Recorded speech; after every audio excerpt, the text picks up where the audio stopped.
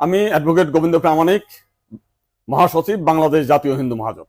গতকাল বিকালে শেখ হাসিনার পদত্যাগের পরে এদেশের হিন্দু সম্প্রদায় মনে করেছিল যে তাদের উপর বিশাল একটা হামলা, লুটপাট, অগ্নিসংযোগের ঘটনা ঘটবে।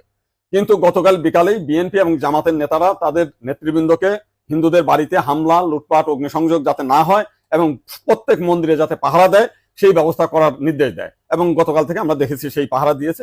সাধারণভাবে হিন্দুদের উপরে বড় কোনো মন্দিরে কোনো হামলার ঘটনা ঘটে নাই। কিছু আওয়ামী লীগের হিন্দু নেতা আছে যারা বিভিন্ন সময় লম্পঝম্প করেছিল, তাদের বাড়িতে, শুধু হিন্দু বাড়ি না, মুসলিম আওয়ামী লীগ নেতাদের বাড়িতে হামলা হয়েছে, লুটপাট হয়েছে এবং সামান্য কিছু সুযোগ সন্ধানী এলাকা ভিত্তিক তারা কিছু সামান্য মন্দিরে হামলা করেছে, সেটা ব্যাপক বিষয় না। কিন্তু আমরা দেখলাম যে ভারতের রিপাবলিক এইটাকে নিয়ে ব্যাপকভাবে রুমার ছড়াচ্ছে, নানান কিছু মিলে উদ্ভট কথাবার্তা বলছে। এবং আজকে দেখলাম শেখ হাসিনার নিয়ে তারা কাহিনী তৈরি করছে, বঙ্গবন্ধুর স্ট্যাচু ভাঙছে, সেটা নিয়ে তারা খুব দুঃখে